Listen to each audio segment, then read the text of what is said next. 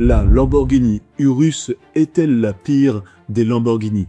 Le Urus, un SUV de plus, une hérésie ou un coup de génie? Quand on pense Lamborghini, on imagine des supercars basses, bruyantes, extravagantes. Pas un gros SUV de 2 tonnes avec 5 vraies places et un coffre. Et pourtant, depuis sa sortie en 2018, le SUV Urus est devenu la Lamborghini la plus vendue de tous les temps. Mais justement, est-ce que ça n'est pas le problème? Est-ce que la Lamborghini Urus a trahi l'ADN de la marque ou au contraire l'a sauvée? On va voir ensemble, est-ce que la Lamborghini Urus est la pire des Lamborghini? Avant de juger l'Urus, il faut comprendre ce qu'est Lamborghini. Historiquement, c'est la marque de tous les excès, depuis la Miura jusqu'à la Countach, en passant par l'Aventador ou la Huracan. Lamborghini, c'est les designs fous, les moteurs atmosphériques violents, le bruit, la brutalité. C'est une voiture qu'on n'achète pas par raison. C'est une voiture qu'on achète pour faire tourner les têtes, pour vivre une expérience, pour rouler en marge de tous.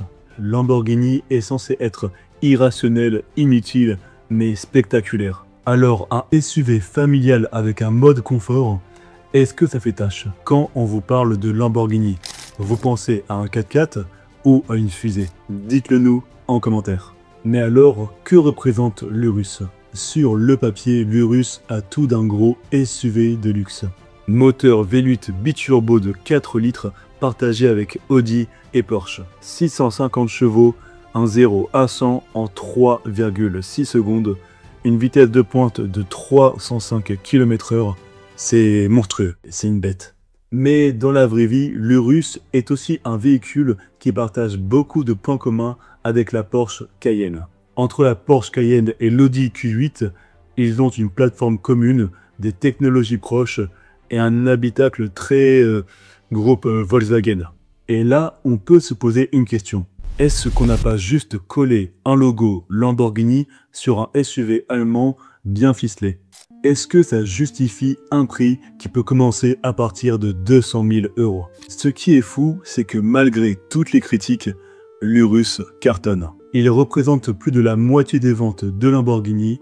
C'est la voiture qui a permis à la marque d'exploser ses records financiers, d'ouvrir de nouveaux marchés et d'assurer son avenir. Et c'est là tout le paradoxe. Sans l'Urus, Lamborghini ne pourrait peut-être plus se permettre de construire des Aventador ou des Huracan. Alors oui, c'est peut-être moins puriste, moins brutal, moins exclusif, mais c'est une stratégie qui fonctionne. Et vous, est-ce que vous pensez qu'une marque comme Lamborghini doit rester fidèle à son image ou qu'elle a bien fait d'évoluer pour survivre? On peut se demander, est-ce vraiment une Lamborghini? Si on se base uniquement sur les performances, la réponse est oui. C'est un SUV qui roule plus vite que certaines sportives. Il freine fort, il tient la route, il est réglé par les ingénieurs de Lamborghini. Mais si on parle de l'émotion, l'ADN, l'expérience de conduite, là, ça devient plus compliqué. Le moteur n'est pas un V10 ou un V12 maison, le son est retravaillé et est artificiel. La conduite est efficace mais filtrée. On est très loin de la mécanique d'une Murcielago ou la vitesse et brutalité d'une Gallardo. Alors, est-ce qu'on peut appeler cette voiture une Lamborghini ou juste un produit marketing? En conclusion, l'Urus est-elle la pire des Lamborghini ou la plus intelligente?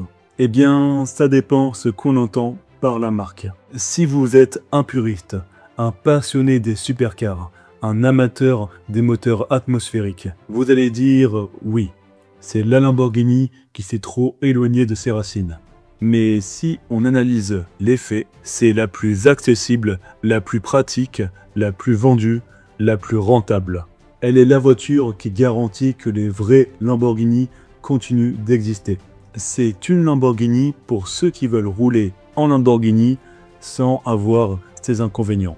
Alors c'est à vous de trancher. Est-ce que l'Urus a trahi la marque Lamborghini ou est une très belle évolution?